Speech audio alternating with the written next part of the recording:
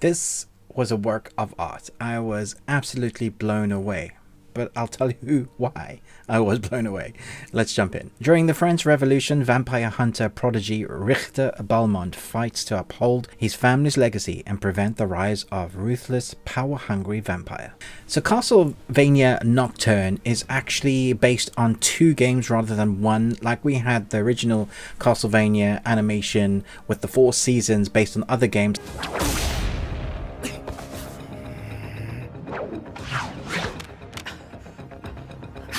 This time it's based on 2, and I can say there's definitely going to be more. Considering how they leave this story, we have a sort of ending, but it also ends in like a massive battle sequence, and I don't want to spoil anything about that battle because it's really fun to watch. But suffice to say, there's no ways they're going to leave it like it is, so we're going to get more. There's just no ways about it, unless Netflix absolutely hate it and we have terrible viewings and they just go, okay, you know what, we're just going to cancel it and leave fans hanging. I can't see that happening considering how popular the original 4 was, and I was a big fan of those. I think they got better, really interesting. Fans have varying I guess ideas of what they wanted from the series. I loved every one. I understood they're bringing something different to the style and animation and the visual aesthetics of it. Oh, let me guess. It decodes as Blood Dracula Tepesh. Why the fuck would anyone do that? Would you do that?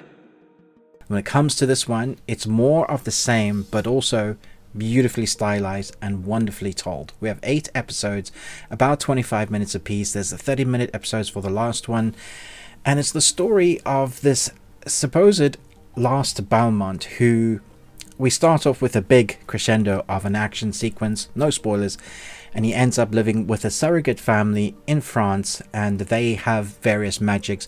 And what's happening in France is we have the revolution, but we also have this messiah vampire that's going to change everything and is the ultimate power, what the vampires have been waiting for. And this is what our heroes have to fight against, really. I kill vampires! Who's fucking next? And they all have their own hang-ups, which we get to see. We have interesting characters join the little group of revolutionists and heroes, but really they are underpowered compared to what they're facing. There are going to be familiar traits from the other Castlevania series that we've been watching, like similar magics, similar people able to do on both sides, good and bad. Please, this isn't a bar fight. You know, between vampires and monsters that are created, there's going to be similar things that you'd expect to see, but this is following in the footsteps of what has been built before. This is where it all started. Everything has led us here. So because we've built all of that, we kind of, you can go into this with that knowledge of what you know has been built before, the rules, the kind of law that has been set up and built, which is great, so they can just dive into the story.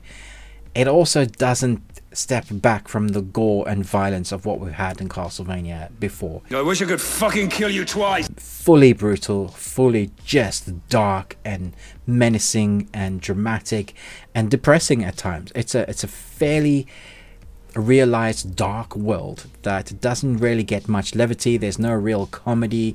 There's no kind of Marvel levity moments where you settle into something brutal that's just happened and then take away from that moment by giving us a joke or something. Oh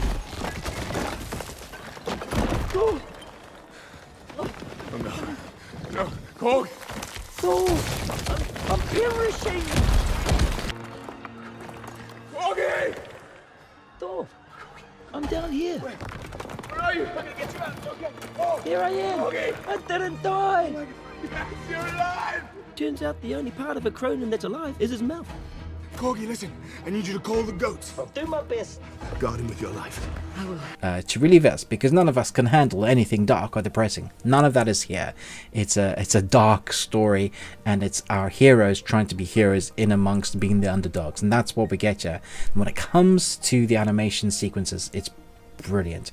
There was a couple of times that the violence and the frenetic action on screen was so frenetic it was hard to see what was going on. But that is a few of the sequences. Mostly you get to follow the lines of the jumping attacks, the magics that's used with the fighting sequences, the hand-to-hand combats, the monsters that they're fighting, how they've been decimated. Is all very brutally realized, and you care because the characters have been built up in such a way that you do care about them.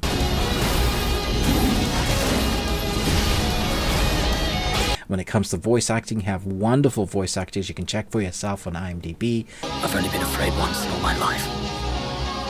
I won't let myself be afraid ever again. And a few surprises. I have to say, I squealed like a little kid when I reached the end of the 8th episode, because I knew it was coming into an end.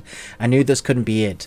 But when a certain character was revealed, I was just like, yeah, that's awesome. Great way to kind of make your audience really want to watch the next season and see where they're going to go, but also have a little bit of hope, because really it did feel somewhat hopeless. Every time they realized a new ability or came into magics or were able to defeat a baddie, you thought, oh, maybe they can survive this. And then you see the next wave of bad guys or how powerful the enemy is they're facing. And so this does definitely feel like a first chapter. It feels like we could have a number of seasons again to finish the story. Whether they have a good enough story for 3 or 4 seasons, I don't know, but definitely one more. I hope they don't stretch it out, but it feels like we could have a lot. Considering they're using 2 games, there's a lot of story in those 2 games that we could have multiple seasons. For me, I thought this was very strong, very entertaining.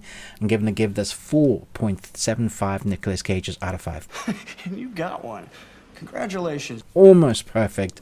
I just don't know how it's going to be reflected upon subsequent seasons. But for now, this is definitely something that you should put on your watch list. Between the animation style, the brutal reality of the story, the characters you care about, linking back to the previous animation series, also nods to the games, I think fans will love this and newcomers will love this as well. I do feel like, though, if you're absolutely a newcomer, you won't have that gravitas or understanding of the lore that's been set up or what has happened with the characters to understand what is happening here in this story. Let me know your thoughts and feelings once you've seen it. Thanks so much for watching. Do have a look at the rest of my channel if you like this review, found it informative, entertaining. Thanks so much for watching, but most of all, until next time, remember, live long and Tuesday.